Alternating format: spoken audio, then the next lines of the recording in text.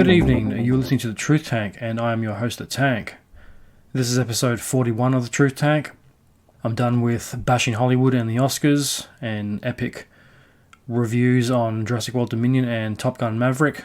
On tonight's episode, we're going to be covering something a little bit more serious, and that is the war between Russia and Ukraine.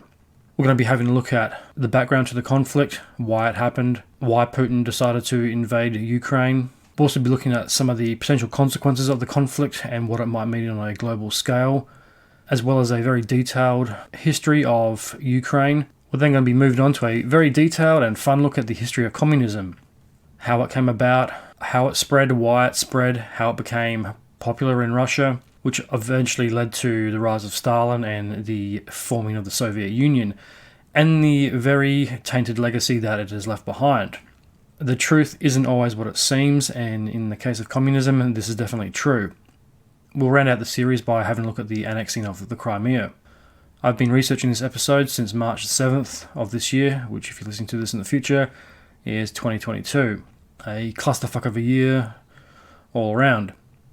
It has taken me a fucking long time to research it, and I'm still in the process of researching the history of communism, which should be due out in a couple of weeks. The research has taken a lot longer than I thought, as I've mentioned before, and the history is pretty dense. It's a lot of shit to go through, and I want to do a very detailed and truthful look at it. As I mentioned on the end of the last show, the Truth Tank is now on Instagram. It's still in its infancy, still learning the ropes and getting the hang of Instagram. So if you'd like to support the show, give it a follow, it'd be much appreciated. So this is going to be an epic show, so let's not waste any more time.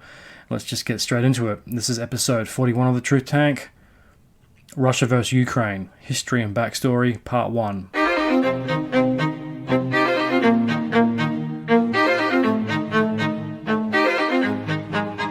So like a lot of you, I was pretty shocked when I saw Russian helicopters flying over the Ukraine, bombing apartment buildings, people's homes, and city centres. Like a lot of you, I was pretty outraged by it. The entire world was outraged by it. The world watched in shock as another war began. We've just finished one war in Iraq and Afghanistan, and now another one begins. It's a little different, obviously. There's been a European-centered conflict rather than a Middle Eastern one. So as it stands, Russia invaded Ukraine on the 24th of February, 2022. Just when you thought 2022 was going to be the bright, shining light that was going to overshadow the past 2 years of utter chaos and bullshit that was 2020 and 2021, with the global pandemic, the lockdowns, closures of business, losses of freedom, vaccinations and all that other shit, and the vaxxed against versus the anti-vaxxed. Just when you thought all that was in the past, this happens. Putin decides he's going to declare war on the Ukraine for some completely delusional and bullshit reason. Ukraine is a separate country and always has been.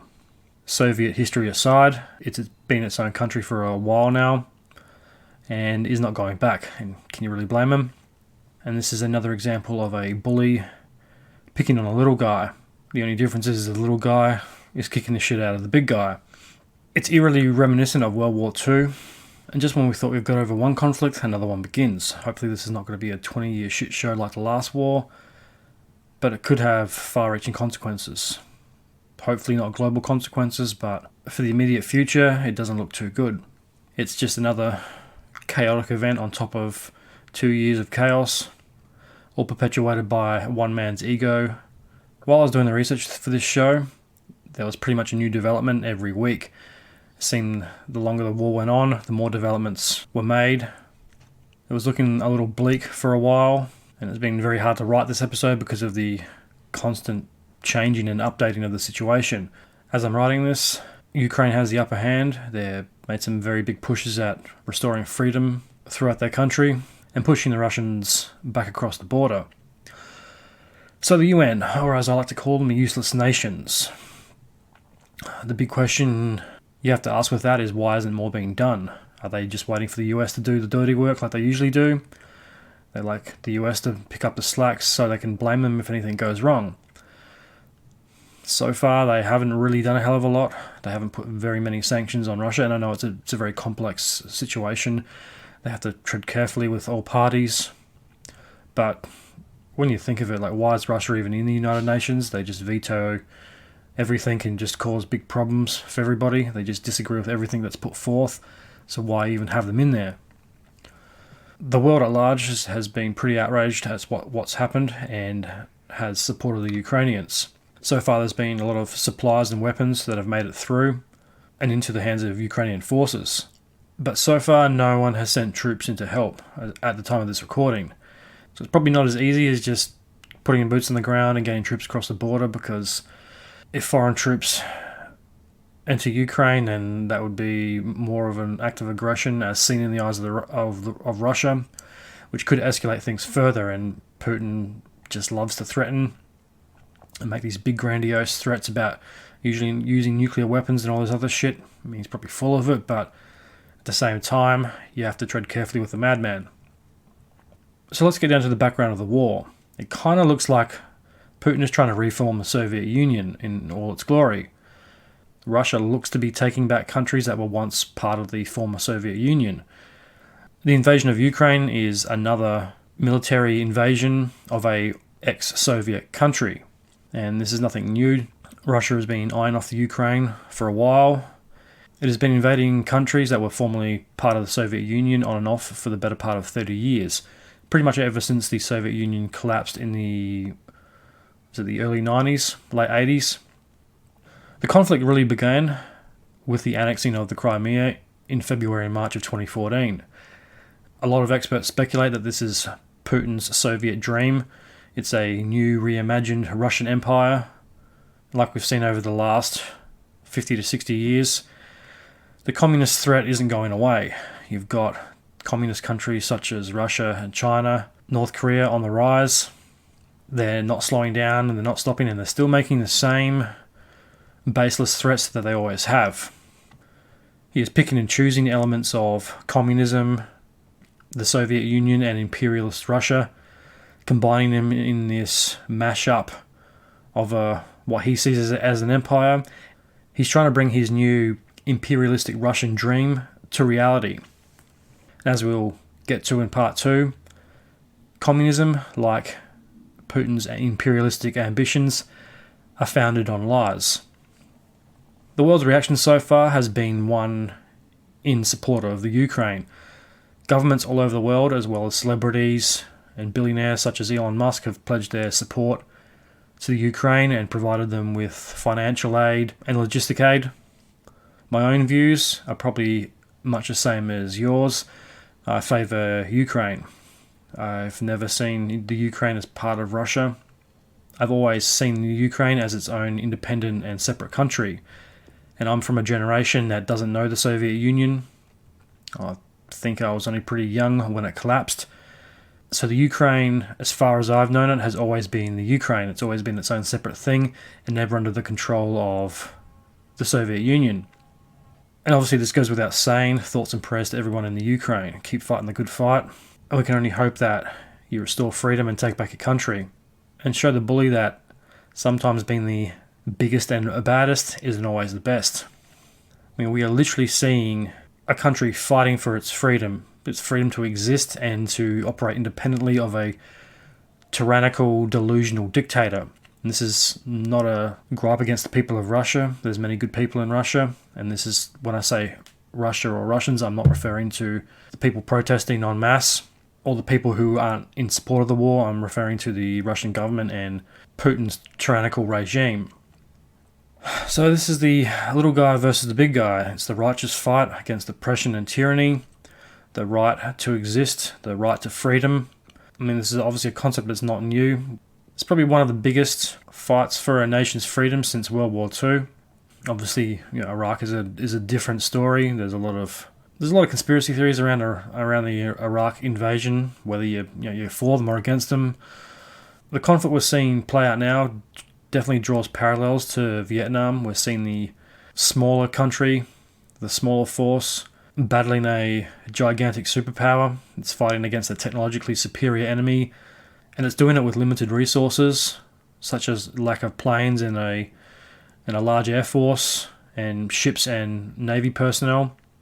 Russia has the bigger and more technologically advanced force, but that doesn't mean it's the better force. The Ukraine has limited resources and is fighting with everything it has. It's also a united country. You can't beat a home field advantage and a home team that is united by a common cause, even if you are a bigger, superior force with more firepower. This is played out in Vietnam, with a smaller, less technologically sophisticated force beat the superpowers with unlimited resources. And I'm not saying Russians are bad people at all, or that the Russian army is inherently bad or evil either.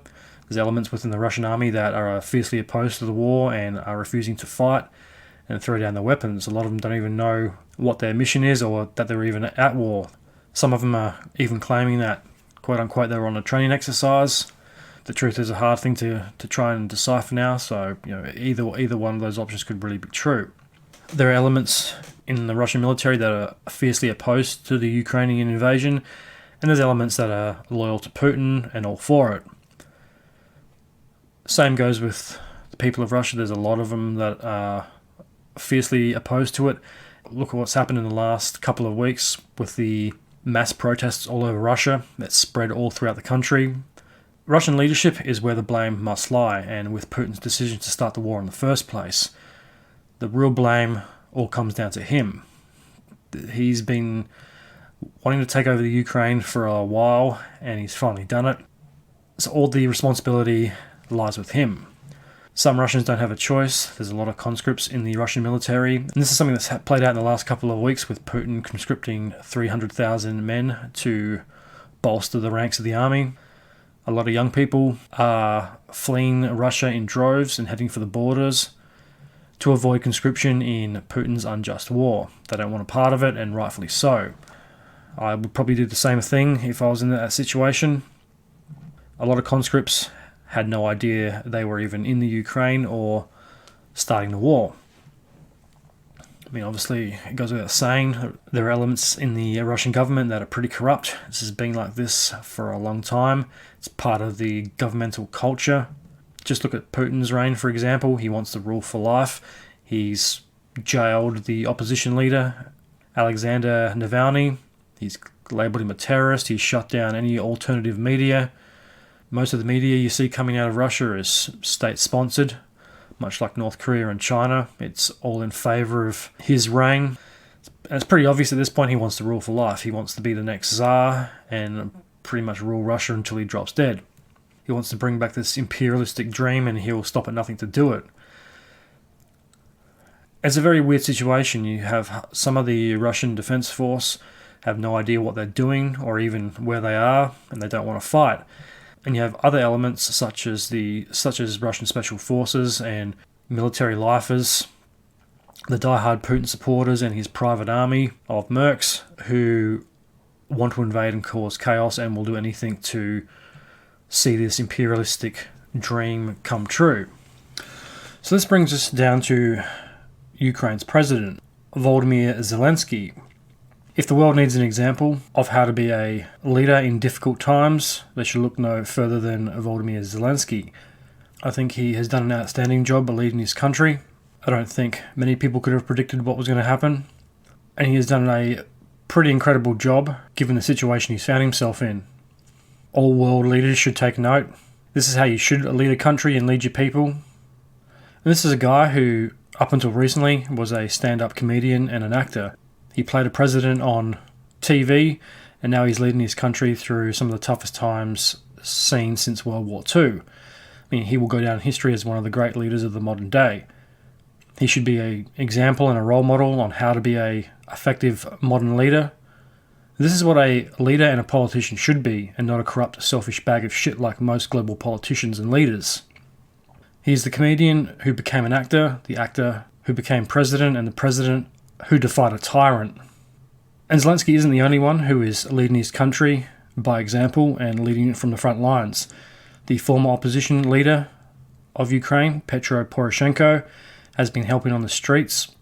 Even though he is the opposition leader and him and his party lost to Zelensky in the election, he has put his people first and not his feelings. He's been helping out on the street World leaders should definitely take notice of that. I don't think you'd see Trump or Biden do that, or any other politician, prime minister or president. He's setting an example when he's leading from the front, even when he's not in office. He's getting his hands dirty. And this is a guy who fought for the Soviet army and has been pro-Russian in the past, and even he thinks Putin is crazy. To get a bit more info on this, I found an article. Yes, it's article time by Michael Vincent on abc.net.au. Titled, "Don't Trust Vladimir Putin and Don't Be Afraid of Him," says former Ukraine President Petro Poroshenko. A former president of Ukraine, Petro Poroshenko, has issued a simple warning to the West about the Russian president. Don't trust him. I think that kind of goes without saying. I mean, just look at Putin, and he doesn't look like someone you would want to lend milk money to, let alone give nuclear launch codes.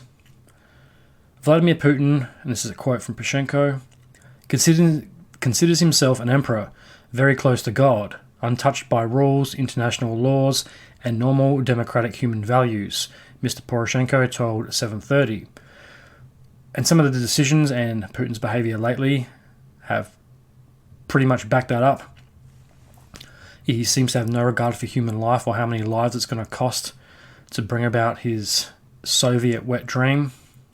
He doesn't care about the lives it destroys or the innocent people in the Ukraine that have died or being executed by his squad of thugs. He doesn't give a shit.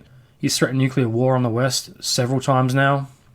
Every time he gets cornered and his ego is damaged, he threatens either nuclear war or some other form of warfare not yet seen. It's probably all piss and wind, but he's a madman. And like Poroshenko said, he considers himself an emperor and very close to God. And with him adjusting the laws of his term, he's basically guaranteed that he's going to serve for life, which might not be that longer if Russia keeps going the way it is. He's jailed or shut down any opposition to him. Navalny is being labelled a terrorist and had the opposition party shut down. He's in jail, all because he wants to rule for life and he can't have a challenger to his throne. He's a guy that's got himself into politics and he's just not letting go of it. I think his original term was supposed to be over in about 2015 or so, but he changed the laws so he can pretty much rule for life. So from 2014 to 2019, Mr. Poroshenko was president of Ukraine and commander-in-chief of its armed forces, as it faced its most dire crisis of the post-Soviet era, the Russian invasion and annexation of Crimea, and its support for separatists in eastern Ukraine. In short, he has dealt with Mr. Putin many times. This is a quote, "Don't trust Putin, but at the same time, second recommendation, don't be afraid of Putin," he said, as Western leaders threaten to corral Russia's leader against a full-scale invasion of Ukraine. Mr. Poroshenko had this request: please, no concession to the situation.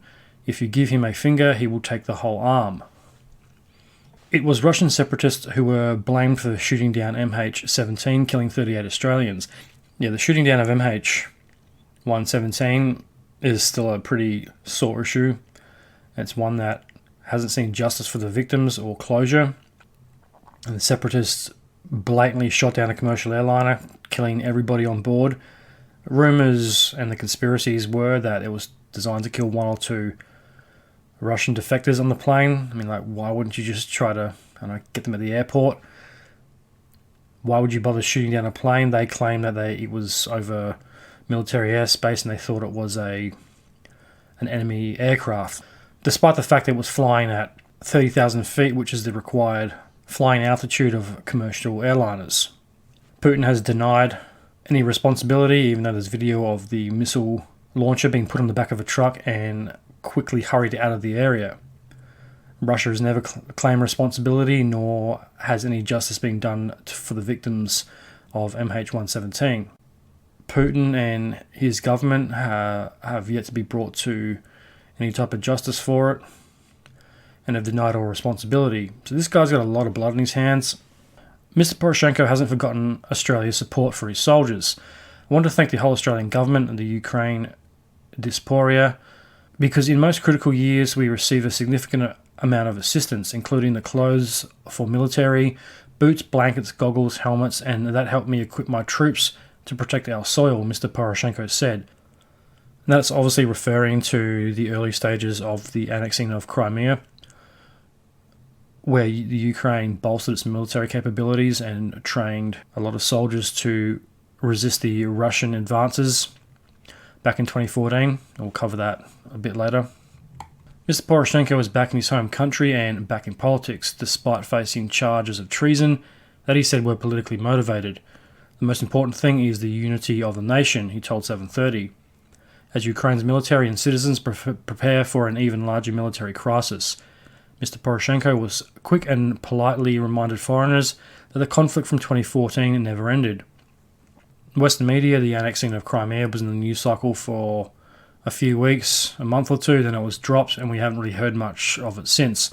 If you wanted to find any news on it, it's something you really had to try and research yourself. We are already 8 years in the war, and this is not a frozen conflict. This is the fourth one, and every single week Ukrainian losing our hero. Our soldiers, every single day we have wounded soldiers, he said. He believed the only way to stop a full-scale invasion was to raise the costs for Russia.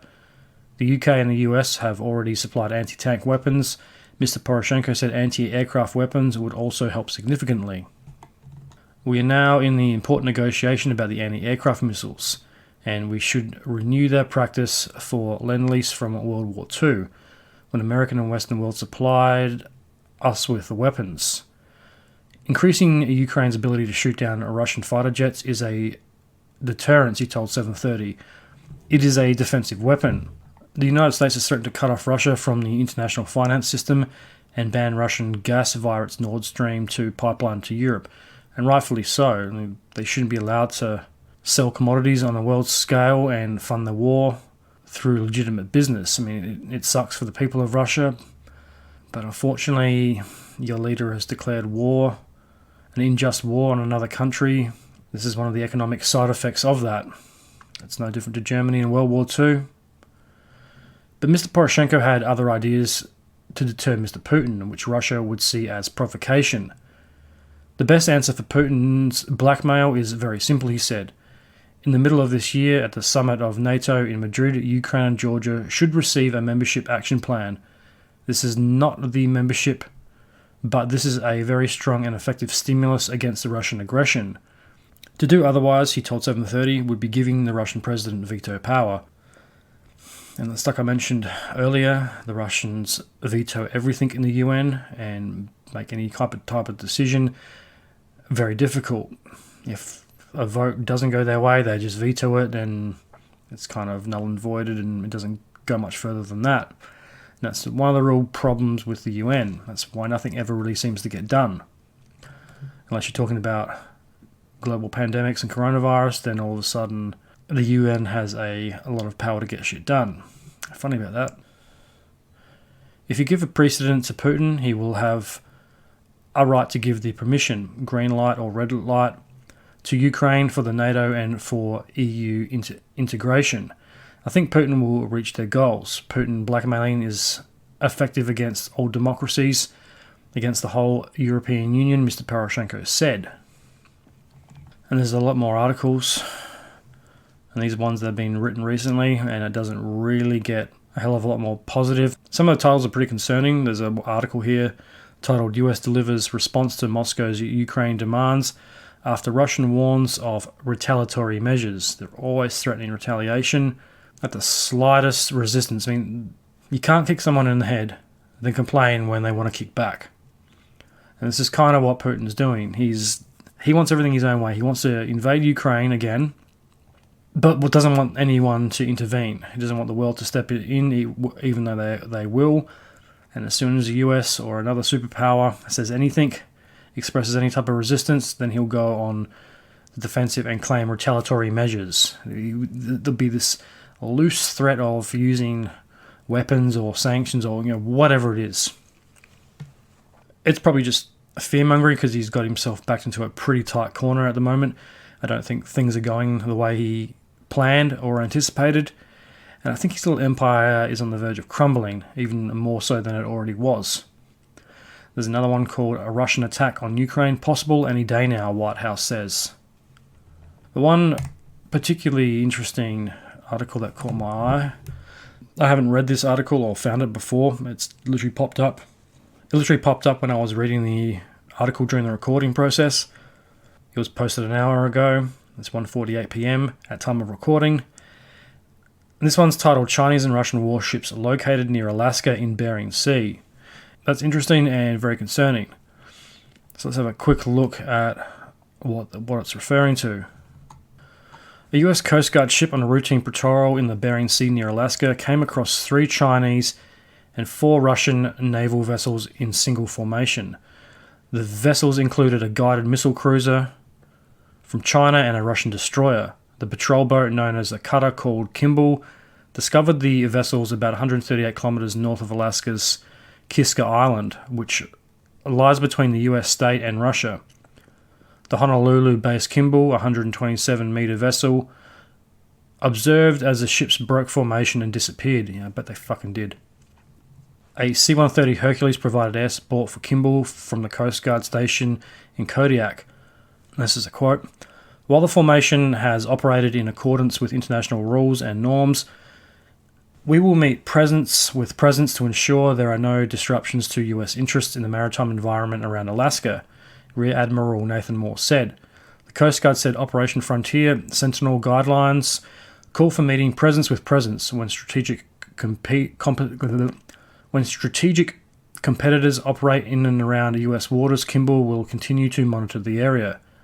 The Chinese and Russian formations came a month after NATO Security General Jens Stoltenberg warned about China's interest in the Arctic and Russia's military build-up there. Why the fuck can't everyone just get along? It's funny that these communist countries preach about being for the people, but they're always sticking their nose in where it doesn't belong. They're always trying to take someone else's resources to fund their empires all built on complete bullshit that further con their own people. And this is something that happens quite regularly with the Chinese. They always have warships spotted in someone else's water, but they always cry wolf when they're called out about it. They always try to blame whoever it is that spotted them and come up with some bullshit as to why they're there and say, oh, we will not accept any type of reaction and so-and-so's, this country's overreacting.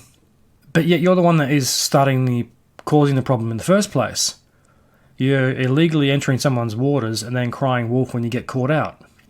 Mr. Stoltenberg said Russia had set up a new Arctic command and opened hundreds of new and former Soviet-era Arctic military sites, including deep-water ports and airfields. China has declared itself a near-Arctic state and plans to build the world's largest icebreaker, he said. Yeah, of course they do. China's always declaring itself near something. They've got investment and interests all around the world, and they're always claiming that they have some type of legitimate link to it. It's a typical communist playbook. Just make it up to suit yourself, bend the rules so it sounds somewhat legitimate and gives you even further legitimization to invade or take someone else's resources or land. Beijing and Moscow have also pledged to intensify practical cooperation in the Arctic. This forms part of a deepening strategic partnership that challenges our values and interests, Mr. Stoltenberg said. This is not the first time Chinese naval ships have sailed near Alaskan waters. In September 2021, Coast Guard cutters in the Bering Sea and North Pacific Ocean encountered Chinese ships some about 80 kilometers off the Aleutian Islands. Fucking concerning and interesting. That was also on abc.net.au. So what the fuck are China and Russia planning? What are they up to? Why all of a sudden an interest in the Arctic? I know Russia is looking for China for support and supplies and arms in going back into Ukraine. I don't think there's going to be much of a Russian army left if they try to invade Ukraine again. It's just completely bizarre 2022. I mean, it feels like we're living in a fucking Twilight Zone episode. And just when you thought things were getting better and the world was getting a little more peaceful, we could put all the wars of the past 20 years behind us, things quickly reverted. Things are just as archaic and barbaric as they ever have been. And now you've got conflicts in Iran popping up because the morality squad killed a woman in their custody for not covering her head properly. This is 2022. We got Elon Musk going to Mars to set up a colony. Technology is progressing. It's a good time to live, but it's also a concerning one. You have threats from climate change and communists, China and Russia making this unholy alliance. You have countries like Iran that are just going backwards again. Great times. Great uplifting times we're living in. So, this brings us to Russian fascists. So Russia, in one sense, has become the new Nazis, despite playing a rather large role in the downfall of Hitler and the Nazi regime during World War II. They have become, in the Ukraine at least, the fascist antagonizers. If you want to look at things through a Mayan calendar lens, is this the war cycle starting again? We've just ended one 20-year war, and now this. Why can't everyone just get along? Why does someone or some nation have to start something all the fucking time? This is why peace, in my opinion, is not possible. The human psyche and condition, in particular the human ego, is so fragile, so primitive and intolerant. A massive change in human thinking would have to occur before global peace could even be a remote possibility. I mean, is it even possible to have a 20-year period anymore where there isn't some form of conflict somewhere in the world? It may not be a huge conflict like we're seeing now. Is it possible to have a part of the world where some group isn't trying to oppress another group? Maybe it's just more noticeable because we have 24-hour news and social media now, as opposed to even 20 years ago. If 30 years ago, you wouldn't hear about smaller conflicts that are going on around the world, like conflicts in Africa, that no one really cares about. You would never hear about them. They're more prevalent now because it's on the news all the time and it's easier to access the information. With Russia being the aggressor and taking this extremist and fascist view and trying to oppress the Ukraine, they're fast repeating the mistakes of the Soviet Union and past conflicts. There are two conflicting histories going on. There is the factual history of Russia that has been recorded by time and by various historians throughout the ages. And then there is the delusional Soviet history, which is basically a giant form of propaganda that helps build, facilitate, and legitimize the Soviet lie and the bigger overarching lie of communism. And one form of propaganda you see over and over again is this justification for the invasion of Ukraine. Putin claims that Russia has a legitimate right to invade Ukraine based on the theory that it was once part of the Russian Empire. It might have been a part of the Soviet Empire at one stage, but it's not anymore. So if you want to get technical, the Ukraine is older than Russia by about 400 years. Russia has no claim over it. Soviet history isn't Russian history. There was also another Russia once before the lie of communism decided to write its version of history. The history of Ukraine and Russia is a long and complex one. Both countries, and pretty much most of the countries in Eastern Europe, have a claim and can trace their ancestry back to the Rus Empire. The origins of Ukraine go back to the Kievan Rus Empire, which existed long before the Soviet Union and their version of history. What is Kievan Rus and the Rus Empire? Well, guess what? I'm about to tell you. Kievan Rus was founded around the 9th to possibly the mid-13th century. It may have been earlier or a little later than that. No one really knows for sure. But the 9th century is the agreed upon date to the founding of the empire. It was a state in the northern and eastern regions of Europe, which makes it interesting compared to other European nations of the same time. It wasn't just one state. It was a group of people and different nations. It was a state made up of multi-ethnic peoples, including the Norse, East Slavic, and Finnic peoples and their various governments. The name Rus comes from the Old Norse word meaning Rusland, or land of the Rus. The main theory behind the translation of the Old Norse term has its origins in the Proto-Finnic term for Sweden, which is Rutsi, meaning men who row. In other words, Vikings. So this kind of makes sense. The Vikings were in Europe, obviously, and Eastern Europe. They would traverse the waterways and river systems using their longboats. Obviously, wind power wasn't much good in a river. and it was probably pretty hard to navigate a ship travelling pretty fast in the river system with all the bends, so the only way to really get around in the rivers was to row, by basically using manpower to navigate the river systems. Sails would also probably make you stand out. I don't really think you can use sail power in the rivers, but I don't really know anything about sailing, so yeah, don't take my word for it. So manpower and rowing was the main mode of transportation in the rivers of Eastern Europe. And Eastern Europe has a lot of rivers. It's a theory, but it's probably pretty close on the money. Another connection could be related to Roslagen, the upper northern coastal areas of Stockholm, as it was known in the days of the Vikings. It also might be pronounced Roslagen, but I'm just going to call it Roslagen. During the 19th century, both Russian and Ukrainian historiography used Rus to describe the period when the center of the Rus world was in Kiev. Kiev's obviously the capital of Ukraine and has been a focal point of the Russian invasion. Putin thought he'd be walking down the streets of Kiev in 3 days after the invasion. So this brings up the burning question of who founded the Rus Empire. Well, that was none other than the Bulgarian Prince Rurik, the founder of the Rus Dynasty. It was a sizable empire back in the day, ranging from the White Sea, roughly the northwest coast of Russia, right down to the southern regions of the Black Sea, all the way across to the far most western reaches of the Vistula in Poland, before finally ending in the east on the Taman Peninsula in Russia. So we're starting to see that the Rus Empire was a pretty inclusive one, encompassing various modern nations and uniting the East Slavic peoples.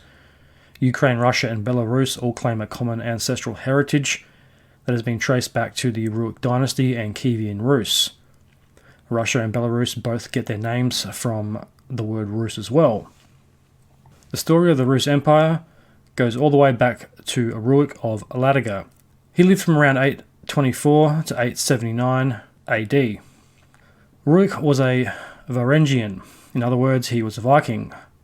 Varangian was what the Romans who were posted in Eastern Europe called Vikings. These particular Vikings were mostly Swedish in origin and came to settle and rule Kievan Rus during the 9th to 11th centuries.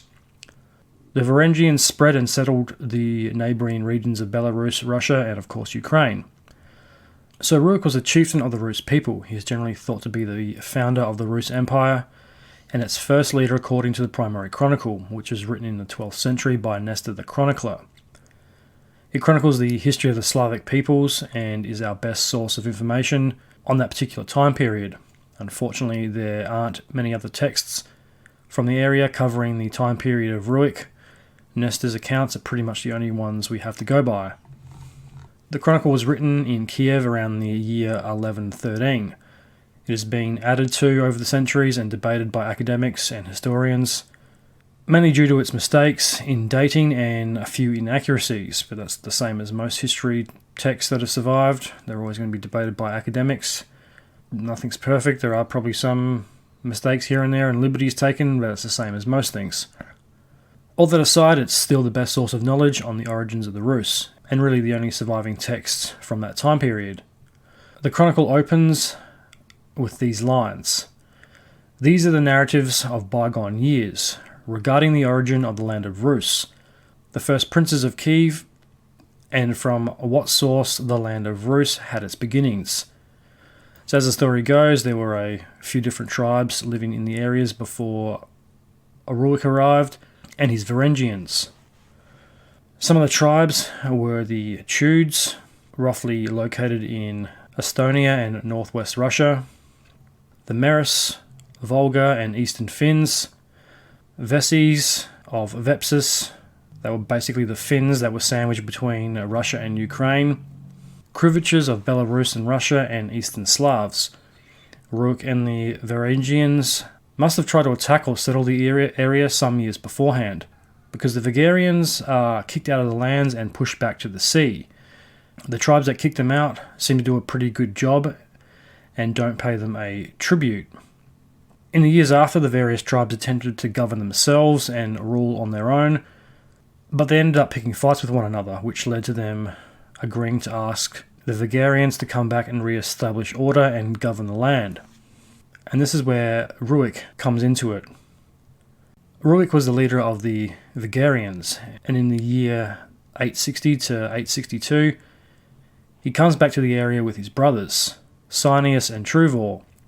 He also brings with him a sizable entourage of advisors, assistants, and others a man of his stature would bring in this type of situation. It's unclear if Rurik was present the first time the Vigarians tried to settle in the area. It's not really known if him or his brothers were there, or if he had a detailed knowledge of the land and the people and different tribes that made up the area. Chances are he probably was, as he was the leader of the Vigarians. So Rurik and his brothers establish themselves and start the Rus Dynasty. Rurik consolidates the various lands, combining them into his territory. His first place of business was Ladoga in Russia. This was around 862 to 864. Ladoga is located near modern-day St. Petersburg, near the large lake system. However, this site wasn't suitable. So he decides to move his operations down the river a bit to Novgorod. Novgorod was a building or a fort near the Volkhov River, which connects to the Ladoga River and isn't that far downstream. Novgorod is one of the oldest cities in Russia. It means new fortification or new city. It connects to the various rivers. I can see why he chose this spot. Transportation would have been pretty easy. It's pretty convenient to get supplies and troops up and down the river. It's also safe. If you get attacked, you can fuck off in your boat. Things weren't easy for his brothers. Sinews travels to Belazo on the southern banks of Lake Beloy in Russia. Truvor travels to the town of Izborsk in Russia, not too far from the Estonian border. Both brothers set themselves and their territories up, but unfortunately both were dead not long afterward. No one knows how, and there isn't a lot of information on their deaths or why/how both of them died. So Rurik ruled right up until his death in 1879. On his deathbed, he passed his kingdom to Oleg, one of his kinsmen. He also entrusted his young son Igor's care to Oleg to raise him after his death. It's a big responsibility and a lot of trust, so Oleg must have been a pretty important person and trusted person to Rurik.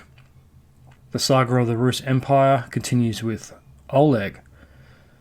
So Prince Oleg, aka Oleg the Prophet, aka Oleg the Seer, reigned from the late 9th century to early 10th century. He ruled the Rus people and carried on the legacy of Rurik. There's some debate to Oleg's origins. There's not heaps of information on him. And there's been a lot of dispute to his origins and to who he was. The most common generic version of his story is retold in the Chronicle. Oleg starts off running the empire from Novgorod and Ladoga before moving to Kiev. He takes control of the surrounding areas and states, but he has an eye on the future city of Kiev. Oleg seizes control of Kiev from Asgold and Dia.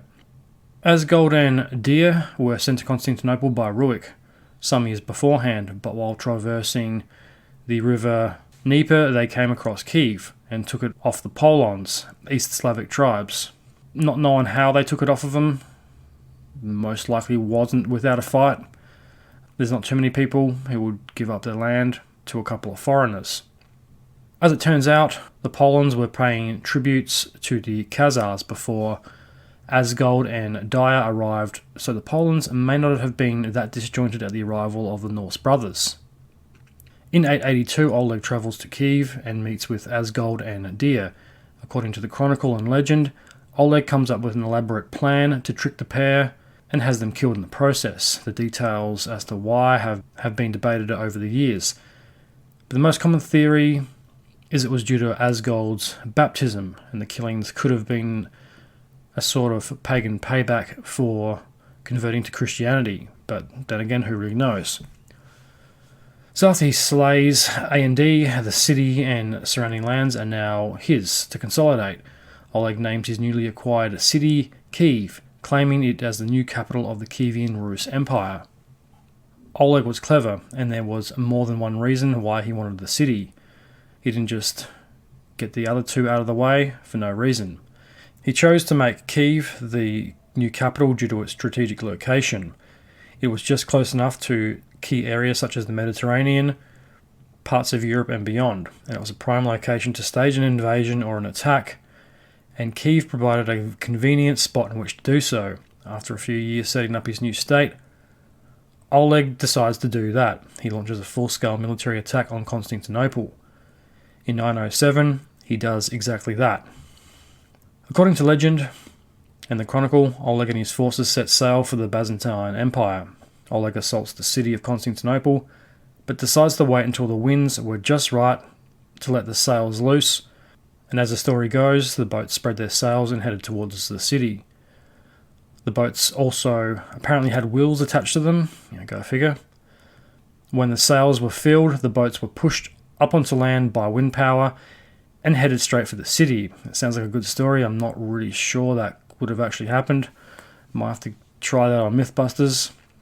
It adds to the myth and the legend, but is most likely an exaggeration. I don't think the wind would have been able to push the boats out of the water and up through the city streets. It sounds a bit improbable. It probably would have hit something, or got stuck in the sand, or broken apart on rocks, if that would even work at all, which is highly unlikely. Oleg must have intimidated the locals, and his shock and awe campaign seems to have paid off, because the citizens of Constantinople don't seem to have many choices and don't really seem to put up much of a fight against Oleg. They start peace negotiations pretty soon afterwards. Oleg fixes his shield to the city gates and the two sides start negotiations, which ended in Oleg striking a pretty lucrative trade agreement with the Byzantine Empire. The agreement favoured both sides, but unfortunately the Byzantines don't record this event, so maybe the event wasn't as big as it's been made out to be in the chronicle. Maybe it was more of a smaller engagement, not worthy of donating many resources to record it. Maybe parts of it are true, or maybe it was just made up. Not much else is known about Prince Oleg, and there isn't a lot recorded about him. He dies a few years later in 912, but the dating once again is debated. The Kievan Rus Empire was then handed down to Rurik's son Igor. If you want to get technical about the ancestry of the Ukraine and Russia, you can both thank the Norse.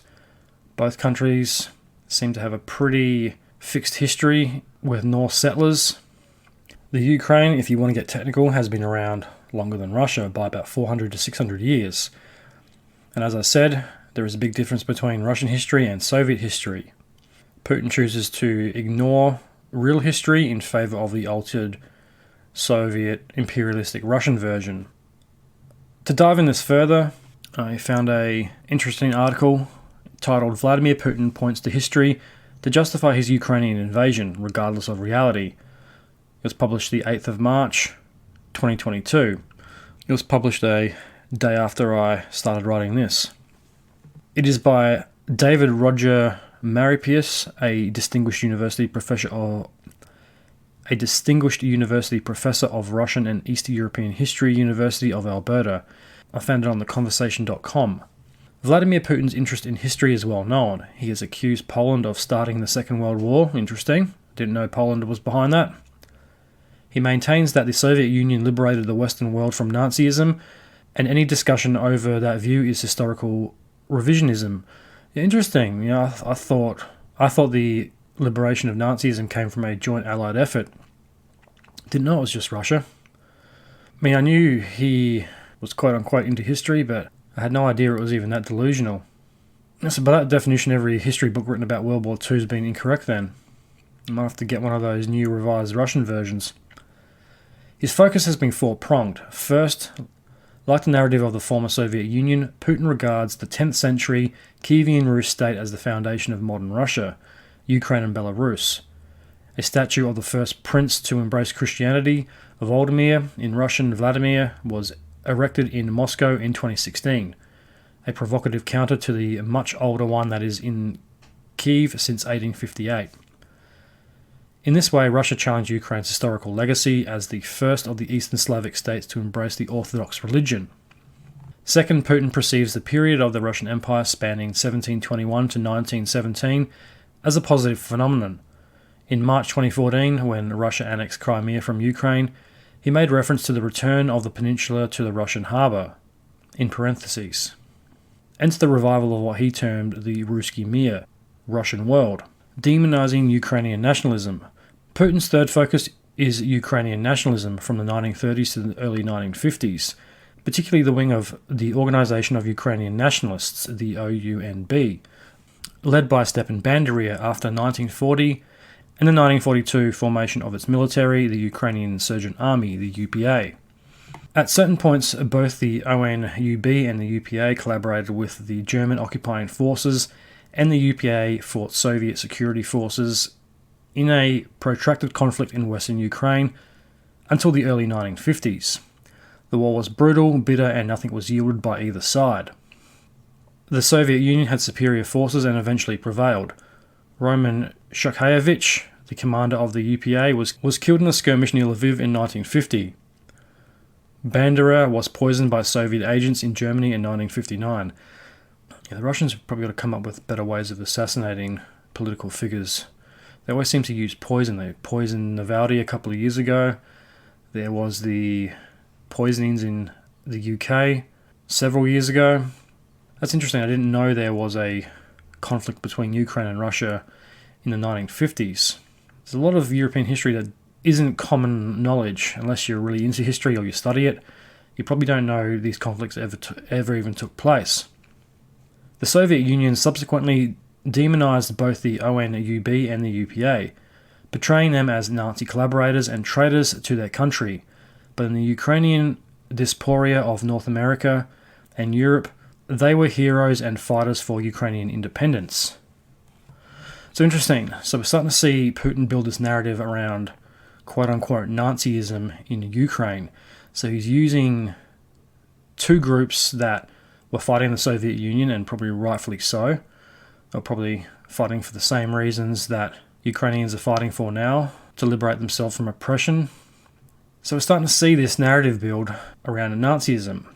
So it's Putin using these events that happened in the 50s as justification for the invasion of Ukraine, or is he merely taking these events and facts that happened and twisting them and basically using them as a fictionalized, revisionist version of history?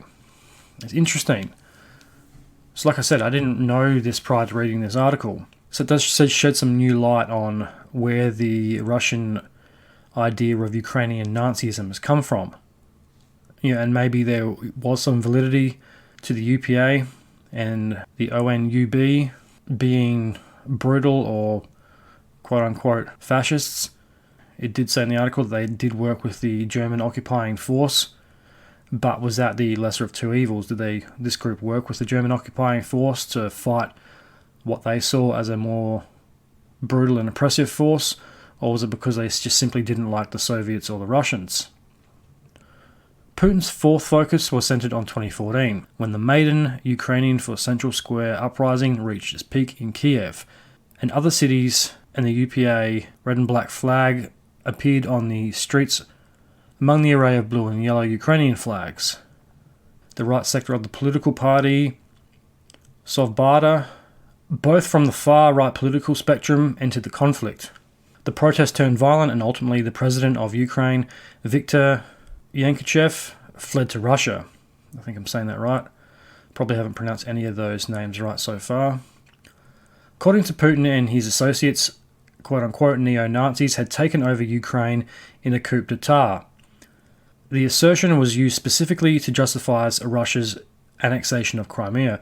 Okay, so that's becoming a little clearer now. So, as I'm interpreting it, he is using some of these political groups that have existed in the past and have morphed into modern groups, or the modern groups have taken inspiration from some of the groups of the past, and he is using that quote-unquote Nazi tag to justify what he sees as a liberation or annexing of the Crimea.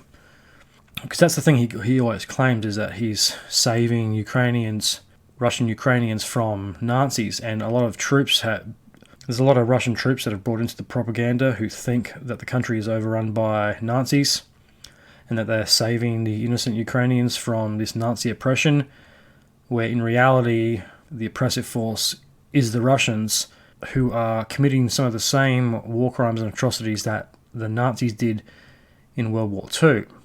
So in a way, it's a bizarre Twilight Zone-esque alternative repeat of history. It's truly weird and really fascinating at the same time. It's kind of hard to believe that it's happened, but at the same time, it doesn't seem out of place, if that makes sense. It's quite weird, and when you start to dig deeper into it, and you start getting behind some of this stuff, it just makes everything a hell of a lot more interesting and confusing at the same time, because so in a way, Putin is doing what a lot of these PC groups are doing, dictators and political and even social groups are doing now, which is picking and choosing parts of history that agrees with their narrative. Not so much the real or factual version of history, the history that actually happened. It's more so the history that they think or want to happen, and they're using it as a justification for their actions, in a way. That's just my 2 cents. But keep flags in mind, because we'll be coming back to the importance of flags in a future episode. We broke out of the Donbass region of eastern Ukraine following the intervention of Russia in alliance with some local leaders. Some in the far eastern regions of Ukraine were outraged by the Maidan clashes and the May 2014 killing of 42 anti-Maidan activists in Odessa. Russia intervened directly in the war twice, in August 2014 and February 2015, to ensure the separatists were not defeated by Ukrainians' anti-terrorist operation launched by acting President Alexander Trichinov. Once again, probably not saying that correctly, so I do apologise for the pronunciation. So what now? Do Putin's 4 historical lenses explain his Ukrainian invasion? Or has he been fueled simply by his belief that Russia and Ukraine should be joined as one people linked by history, religion and culture? Oddly, Putin made no attempt either in 2014 or in 2022 to reinstate Yanukovych as president, demonstrating his total lack of confidence in his former acolyte. And his accusations of Nazism in Ukraine don't reflect the reality of the changes introduced in the country since 2014. Yanukovych was replaced by an oligarch, Petro Poroshenko, and he was mentioned in the article I read earlier, who adjusted quickly to the radical mood in the country. He approved the 2015 memory laws that made it illegal to display Soviet symbols in Ukraine. Lenin statues were toppled and communist city and street names were eradicated. Okay, so he's enacting some pretty radical changes, especially when it comes to Soviet and communist history. So we're starting to see this evolution in Ukraine becoming a freer country, one that favours its own history rather than, as I said before, the Soviet version of history. Because no one in their right mind wants to go back to the Soviet way of doing things. The far-right squads from Right Sector and Sovbata that had infiltrated the Maidan protests failed to make any impact politically.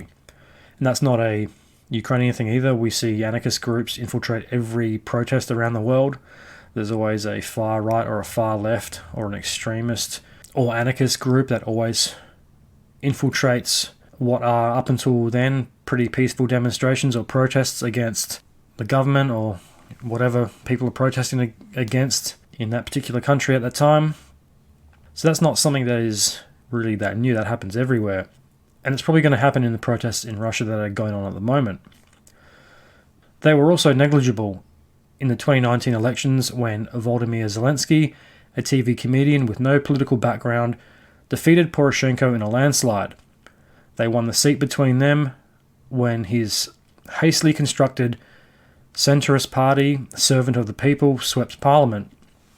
And that refers to Zelensky's TV show he was on, Servant of the People, which he turned into his political campaign. I think someone said to him, "Why don't you run for president?" And he kind of laughed it off. And as it turns out, he gave it a shot and he won. And he used the television name as the name of his campaign. And so far, he's lived up to it. I mean, he has done nothing but serve the people of Ukraine. He's put himself on the front lines. And he's done an exceptional job at leading his country in a very difficult time, especially one against an egomaniac tyrant with nuclear weapons.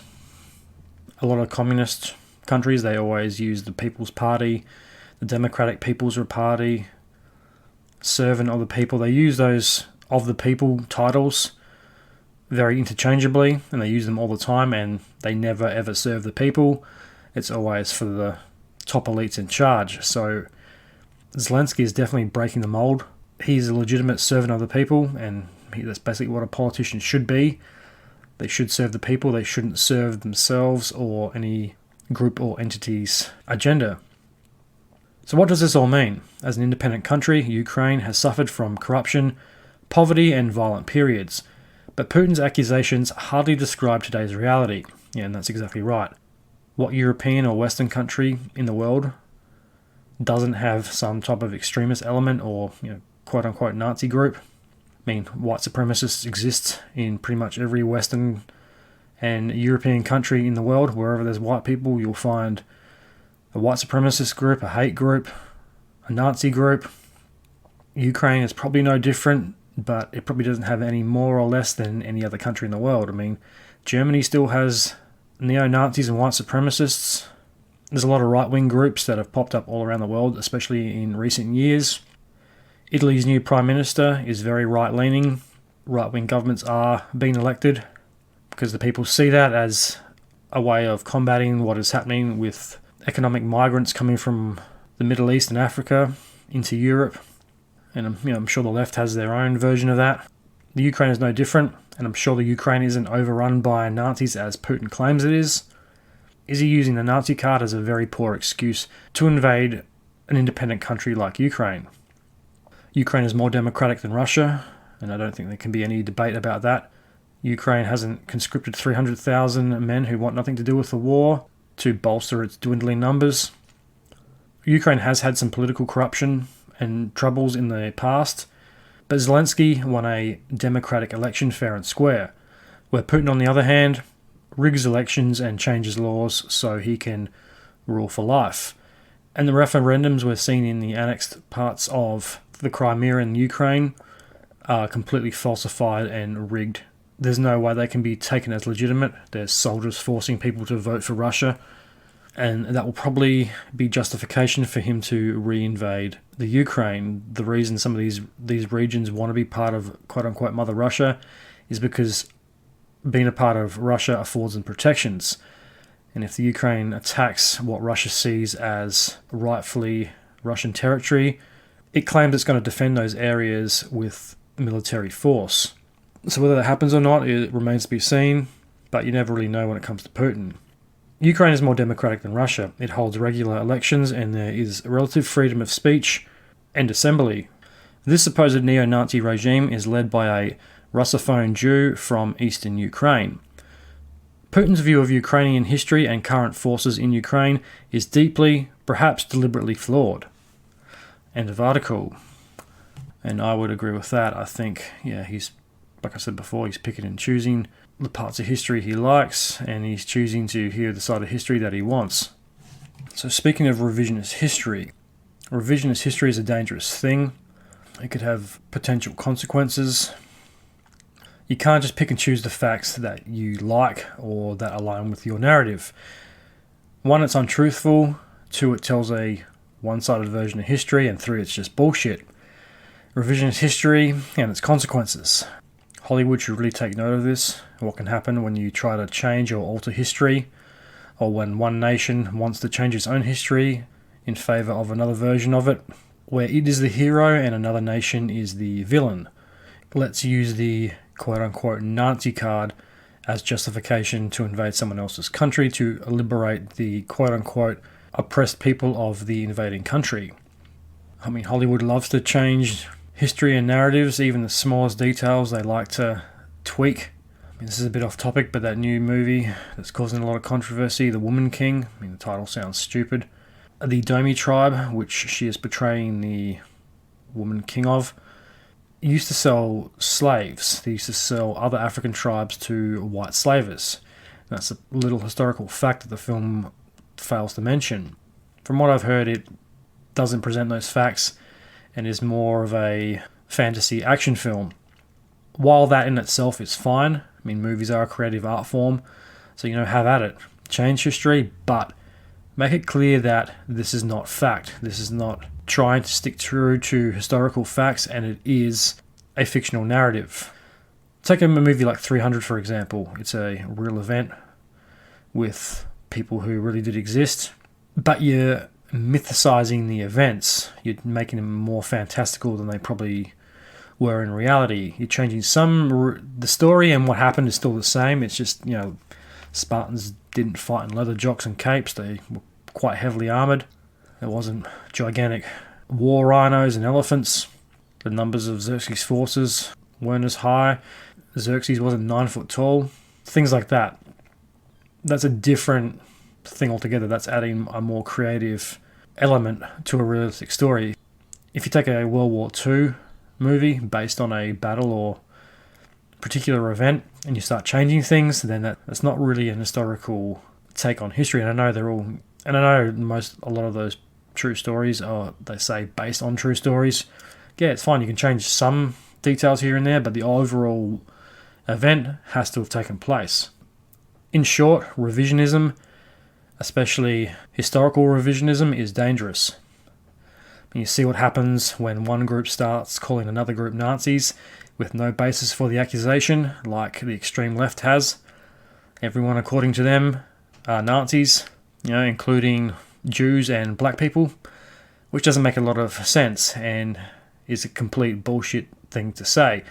In reality, they wouldn't know what a Nazi was if they got kicked in the head by a pair of jackboots. It can also lead to dehumanization to that group. It can make the inhumane treatment of said group justifiable, i.e. concentration camps, genocide, war crimes, crimes against humanity, etc. And we've seen some of these things play out in the Ukraine. We've seen mass graves of innocent men, women and children, the elderly and soldiers. There's been, 400 graves dug up in a forest in some of the liberated cities in the Ukraine. There's been the mistreatment of POWs by the Russians, who believe that their enemy are monsters and Nazis. Some of the people who were probably put in charge were just sadistic pieces of shit to begin with. So it's this kind of dangerous mindset that leads to this stuff happening. This is the same shit that Hitler pushed in World War II. He labelled the Jews. He called them out. He turned them into the enemy with no real justification whatsoever. He made them the object of his hatred, and look what it led to. Millions of Jews were wiped out because of one man's delusional outlook based on revisionist history.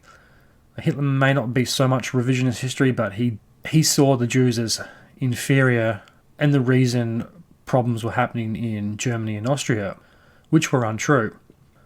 And that led to concentration camps and some of the worst acts committed by human beings against one another. If you keep calling everyone Nazis, then eventually people become desensitized to that word and forget the horrors of the Nazis. So the situation in Ukraine is a very complex one. Putin is using any resource at his disposal. He is also doing deals with very dodgy allies.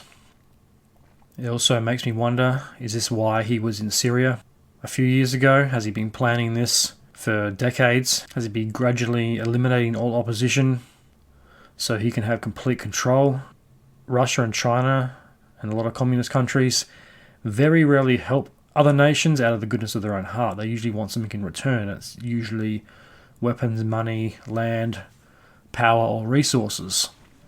So Russia has had a lot of help from some of its Middle Eastern allies. Iran has also helped Russia. It has provided them with low-cost drones and weapons, and some of its Islamic Revolutionary Guard Corps, which are some of the best fighters in Iran and the ones that have done some dodgy shit in the past. Iran is also dealing with Venezuela, China, North Korea, Syria, Iraq, and some of the other good places on Earth. Iran is helping Russia to undermine US influence in the Middle East and will help pretty much anyone who doesn't support the United States. I mean, in a way, it's commies helping commies. All they want is something in return. It's, like I said, it's not because they want to help out, because they actually believe Putin. It's, I'm helping you because you're undermining US power on the global scale, but we're going to want something in return because of it. So this conflict looks like Putin's wet dream to rebuild the Soviet Union and rewrite history. So far, his reign has combined elements of the Russian Empire and parts of the Soviet Empire, the ones that he liked. But it now seems like he is determined to bring about the second coming of the Soviet Union and reclaim what was once part of the very expansive Soviet Union. Just because it once was doesn't mean it should be, or always be. As I keep mentioning, Soviet history isn't all of Russian history. Unfortunately, it is a part of it, and always will be. Russia and Ukraine existed long before the delusional idea of the Soviet Union and its imperialistic communist dream. And that's one of the big lies of communism. Communist countries may not be ruled by an emperor, but these so-called people's democracies are usually run by psychotic despots who think they're emperors or the supreme leader. That can never be challenged, and any challenge to their fragile ego and rule is met with outlandish threats and some pretty extreme actions, as we've seen in China with the persecution of minority groups. Just look at North Korea. Its people are starving while its leader, Kim Jong-un, is fat and happy. I mean, look at that dude. He's probably got one of the worst physiques on planet Earth. And yet his people are forced to survive on cabbage soup and scraps. Putin thinks he's the ordained Tsar. Good old Kim inherited after his father and is a tyrant. Xi Jinping of China thinks he's the reincarnation of Emperor Yang. They've all amended the constitutions to give themselves unlimited power that is unchallenged and rule for life. The other thing communist leaders all have in common is their fragile egos. They're very easy to upset, and every time someone farts, they're up in arms about it. It means so much for the people's democracy. They may start off being elected like Putin, which was more than likely rigged, or so heavily favoured in his way, he would have won either way. I mean, this is a guy that was with the KGB in the military, and I think he was a naval intelligence officer. So that allegedly may or may not have got him into politics and won him the election. The other really funny thing about communist leaders is they all claim to be for and of the people, but allegedly Putin on paper anyway is a humble public servant who makes a modest wage for his time dedicated to his people, drives and owns several moderately priced Soviet-era cars, and lives in the average home. Despite his multi-million-dollar yacht seized by Italian officials a few months ago, his many villas that have been repossessed around the Mediterranean and Europe, and then there are the alleged rumours that he is one of the richest men on earth. There's been rumours of him making the vast majority of his wealth through illegal gas and oil pipelines. So how much money has Mr. Putin got? To find that out, I found an article on 9news.com.au entitled, "How much is Vladimir Putin worth? Almost no one knows for sure." It's by CNN, March 1st, 2022. The US and its European allies on Friday announced new sanctions on Russian President Vladimir Putin, in the rare move targeting a foreign leader's personal wealth. But the impact of these sanctions may be largely symbolic. Although Mr. Putin is believed to hold billions of dollars in personal wealth, little is known about the amount or where it might be. Mr. Putin has left almost no paper trail for his assets, mostly property, which are hidden behind complex financial schemes organised by his confidants. According to a 2016 Panama Papers report by the International Consortium of Investigative Journalists, among the luxuries that have been linked to Mr. Putin's friends and family, but never directly to him, are a $137.74 million, $100 million US, mega yacht and a Black Sea palace allegedly built for Mr. Putin's personal use. On paper, the Russian leader looks like a humble bureaucrat. In 2018, Mr. Putin submitted an official income declaration that shows he owns an 800 square foot apartment in St. Petersburg, along with 2 Soviet-era cars and an off-road truck. The Kremlin says his annual income is about $192,835, roughly $140,000 US. Not an immodest figure in Russia, though hardly one that could keep Mr. Putin sporting his rotation of luxury watches.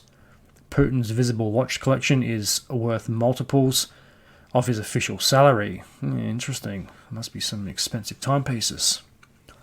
Bill Browder, an investor in Russia who became a fierce critic of Putin, told CNN in 2018. The wealth came as a result of extortion and massive theft from state funds. Now the plot thickens. Putin estimated to be worth $274 billion. Browder testified before the US Senate in 2017 that he estimates that Russian leaders' wealth to hover around $274.48 billion.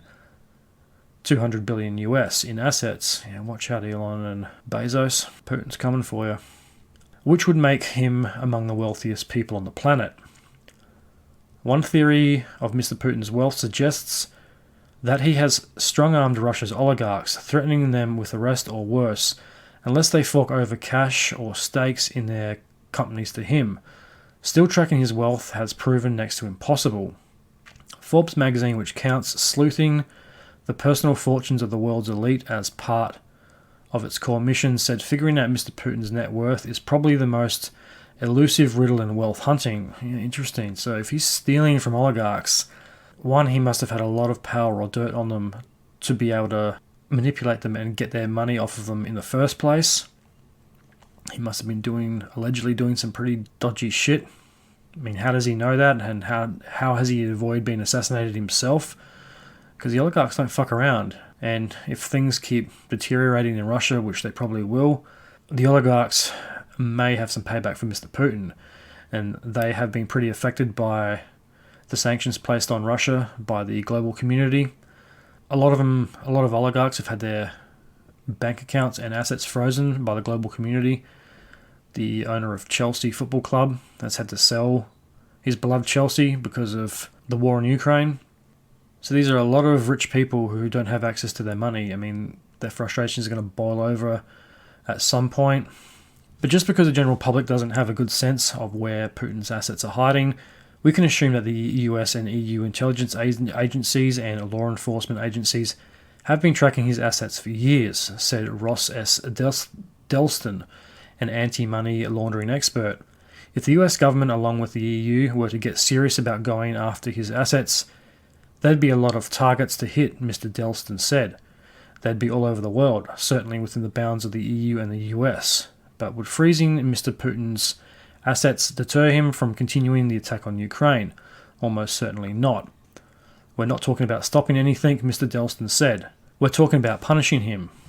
Which isn't to say the sanctions are toothless. They might only make a dent in Mr. Putin's total fortune, but they do undermine his credibility on the world stage. In stressing how rare it is for the United States to personally target a head of state with sanctions, the US Treasury Department said Friday that President Putin joins a very small group that includes despots such as Kim Jong-un, Alexander Lukashenko, and Bashar al-Assad. Further, Mr. Delston said the actual sting of these sanctions won't be painless for Putin. High net wealth people tend to get attached to their assets even though they have plenty in reserve. Interesting. Putin has a lot of untraceable wealth that he's hoarded over the years. Where he gets it from is anyone's guess. Probably isn't that far of a stretch to imagine that a lot of it probably hasn't been gained legitimately or by legitimate business enterprises. I find this particularly interesting, the money side of Putin's empire, because it is such a mystery. Doesn't really seem to be much of a paper trail, but he has a lot of money. If the theories are to be believed, he potentially could be one of the richest men on the planet, or to have ever lived. So to dig a little further into this, I found another article on news.com.au. Theories emerge on how Russian President Vladimir Putin amassed $200 billion fortune. It's by Ali Foster, published 4th of February 2022. So this is written 2 days after the war began. As the threat of a Ukrainian-Russian war looms, all eyes are on Vladimir Putin, with questions being raised about the leader's rumoured multi-billion-dollar fortune. With everyone closely watching Russia's every move as it sits poised for an invasion of Ukraine, fresh questions have begun to swirl around the country's leader and his mysterious fortune. Questions over Russian President Vladimir Putin's personal wealth comes as US President Joe Biden revealed plans to impose new sanctions on 2 breakaway regions in Ukraine. The announcement came after Mr. Putin declared he would recognize the independence of these 2 regions, prompting Mr. Biden to announce he would issue an executive order that will prohibit new investment, trade and financing by US persons to, from, or in the areas. Yeah, you should be asking questions where his wealth came from, but can Biden really ask those questions? I mean, didn't one of his sons have some type of oil or gas energy dealings in the Ukraine several years ago? I mean, he's a wealthy man himself. A lot of world leaders are a lot better off than the common people. There are very few people who enter politics who, in these days anyway, that really come from mild means. Yeah, there are the exception, but if you are the head of the Republican or Democratic parties, you probably have a huge amount of wealth behind you. I don't think Biden's much different. He's not a multi-billionaire, but he's got more money in the bank than you or I. On the one hand, Biden is right. They should be asking questions about Putin's wealth. But on the other hand, can a wealthy man like Biden really call out another wealthy man like Putin? Can you really start asking too many questions and making accusations about where he accumulated his wealth from or how legitimate it may be? When, was it the Hunter Biden laptop saga? The mysterious laptop with some information on it or something disappeared. I'm not too versed on the details of that, but I'm pretty sure his son or something had a computer that mysteriously disappeared that contained a lot of records about these energy dealings. I'm sure Biden has earned all of his money legitimately, just like a lot of these people. You know, all these anonymous donations to party funds and members from lobbyist groups and, you know, these corporate pricks. You can't call out Putin for having a large amount of money when most high-up political leaders around the world have accumulated huge quantities of wealth themselves and have secret bank accounts and multiple accounts that may or may not be known by the IRS and the tax agencies. And who's to say that they earn all their money legitimately? I mean, you don't really know where half these lobbyists and these donations really got their money from anyway. It's all dirty money being paid to dirty people. So Biden really can't call out Putin when he is pretty much in a similar boat on a different sea. And besides bank accounts, a lot of these political leaders have investments or, you know, insider knowledge on what investments to pick and choose, which ones they should dump before a stock market crash, which ones they should buy into when the price is about to plummet. A lot of people in higher places start to become very fishy once you start digging. Not all of them, obviously, but there are a lot of political people who are dodgy as shit and you wouldn't trust with the milk money. According to the Kremlin, Mr. Putin earns around 8.6 million rubles a year. That is 149,000 Australian and about 100 and something thousand US. But according to experts, this is far from the true extent of his wealth. The Russian leader is rumoured to own multiple homes, fleets of yachts, cars, and even secret presidential palaces worth hundreds of billions of dollars. So how many vehicles does Biden own? He's got a house in Martha's Vineyard, I'm pretty sure, or a house somewhere else. I'm sure he's got a couple of holiday homes scattered throughout the US and probably around the world. A lot of people do. I brought that up on a podcast a few years ago, talking about the tech billionaires buying up farms and properties in New Zealand so they can go hide if there is a global catastrophe and they want to survive. Builders are sworn to secrecy, so they allegedly may or may not be built underground. But they buy up huge amounts of wealth everywhere. I mean, George Bush has allegedly brought aquifers in South America to hoard water. So Putin's not the only one that has millions of dollars in secret bank accounts and multiple investments, presidential palaces, or many holiday homes scattered throughout the globe, or yachts. I think Bezos paid $200 million for a yacht. So these people can't point their fingers too hard at Putin without them being pointed back at them. Former Russian government advisor Stanislav Belaskovy recently estimated his fortune to be worth around 70 billion US. While US hedge fund manager Bill Browder told the Washington Post it was more like 200 billion, 278.4 billion Australian. And that's a bit rich, the hedge fund manager claiming that someone has this outlandish fortune. I mean, these people are just as evil, hedge fund managers. They hoard boatloads of money. They don't do anything with it or help anyone else. It's just this obsession with getting rich and hoarding wealth. There are others who believe his true net worth could be even higher. It's hard to believe you could have more money than 200 billion. You could not live long enough to ever spend it.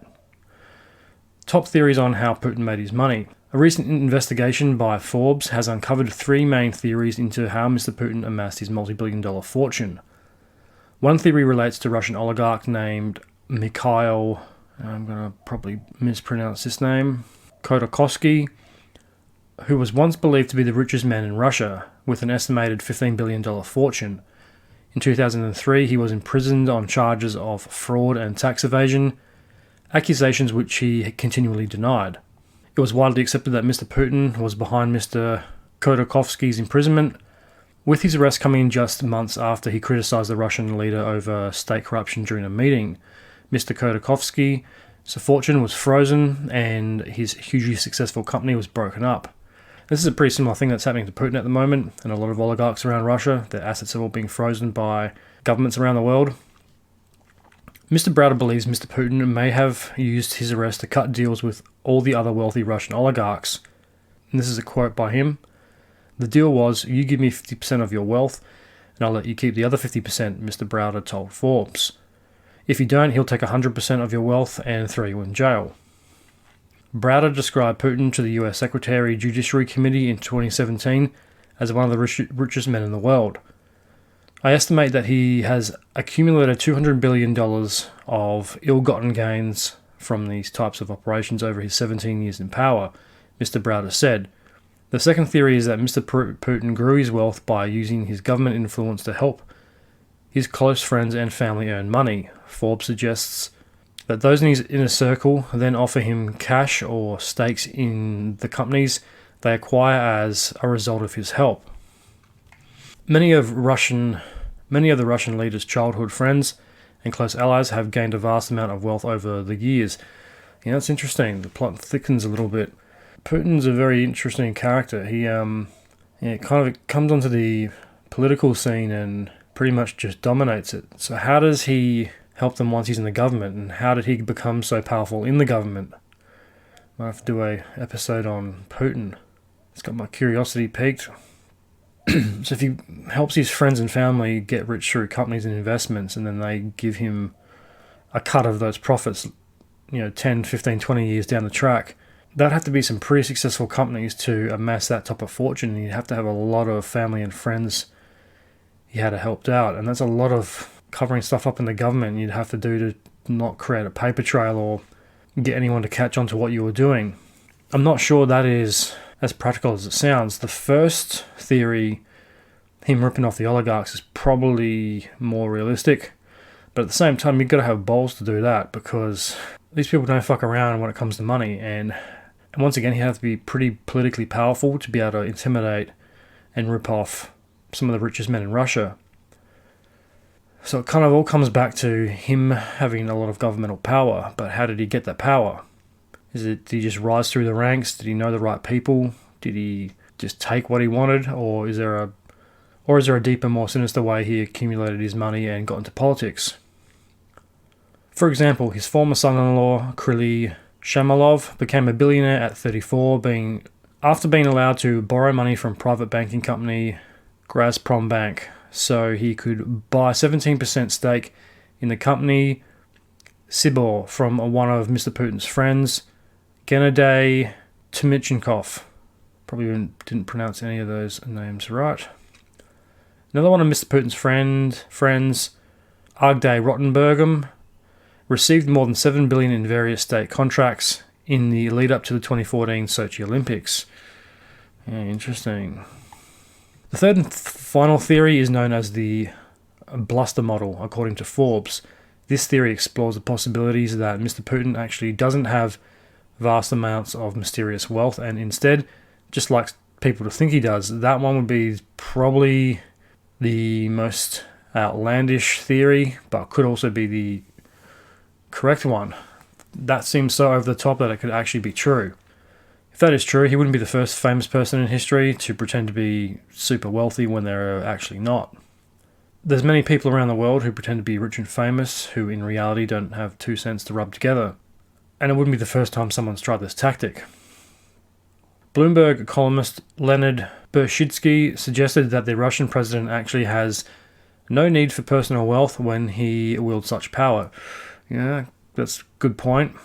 He does have the nuclear launch codes, and he is the president of a very large country. He has the military on call.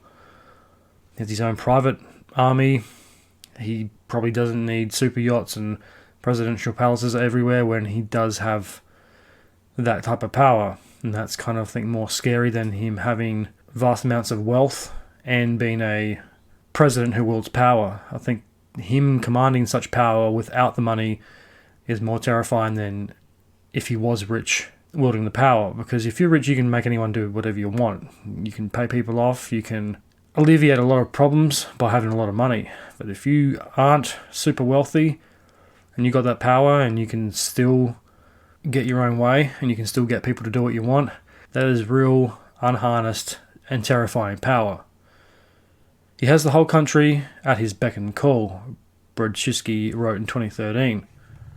It is enough for Putin to snap his fingers, and state-owned companies will cede assets to his friends at bargain basement prices.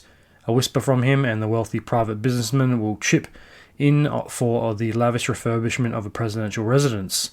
So that theory, I think, is by far the most logical and the one that makes the most sense to me. I mean, if you start fucking with oligarchs, there's a pretty good chance you're going to end up dead. The other one, the second theory, does seem probably the most far-fetched. Getting his way into politics and then manipulating businesses and stock prices through the government to benefit his friends and family. I think this one makes the most sense, at least to me anyway. And like he said, like, he has so much power, he can snap his fingers and state companies will give up their assets to his friends and family at bargain prices. If he just tells someone he needs a refurbishment on a presidential palace, a wealthy private businessman is all of a sudden obliged to chip in. That's the real question, is how did he get the power in the first place? How did he become so powerful within the Russian government? Did he merely just work his way up, or is there something else behind it? Russian tanks move over the border. Tensions in Europe are at boiling point after Russian President Vladimir Putin made a provocative, unexpected move which insiders believed he has escalated the threat to all-out war. After officially acknowledging two pro-Russian rebel Ukrainian territories, Mr. Putin immediately sent troops across the border for quote-unquote peacekeeping. Footage has already shown columns of equipment from Russia entering Ukraine, sparking fears war is imminent. Hans Christensen, the director of the Federation of American Scientists' Nuclear Information Project, took to Twitter this morning to share information that the Russian invasion appears to have started just hours after Vladimir Putin broke international law to recognize the two rebel Ukrainian regions, and he's obviously referring to the annexed regions of Ukraine. According to independent Russian news agency Interfax, eyewitnesses have claimed two columns of armoured vehicles are on the territory of the Donetsk People's Republic, the DPR, and follow to the north and west of the Republic. Ukraine President Volodymyr Zelensky said in a tweet he is urgently preparing an address in response to the move and that he had been speaking with world leaders. It comes as Russia claimed to have 5 Ukrainian saboteurs who have been killed while attempting to breach the border, and after US President Joe Biden and Mr. Putin yesterday agreed in principle to participate in a summit over the Ukrainian crisis. On the proviso, Russia does not invade the nation. Around 3/4 of Russia's total force have reportedly been deployed against Ukraine, with almost 200,000 Russians and separatist forces positioned in the area near the border. And that was, 7-8 months ago that article was published, and we can see the war hasn't gone Russia's way. For all their equipment and manpower, it hasn't done much good.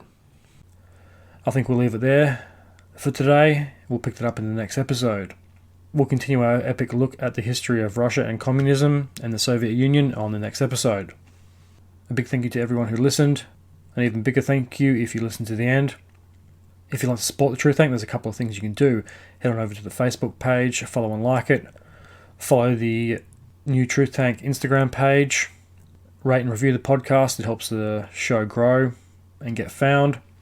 Download the Truth Tank on Apple Podcasts, Spotify, Podbean, Google, Amazon, or wherever else you get your podcasts from. Tell people you think might like it.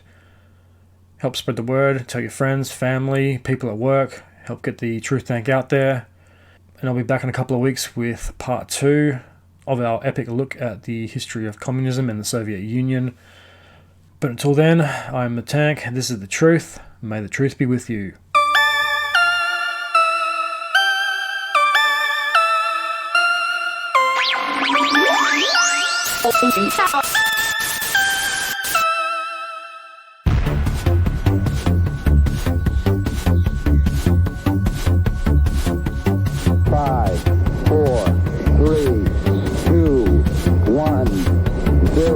All engine running. Liftoff. We have a liftoff.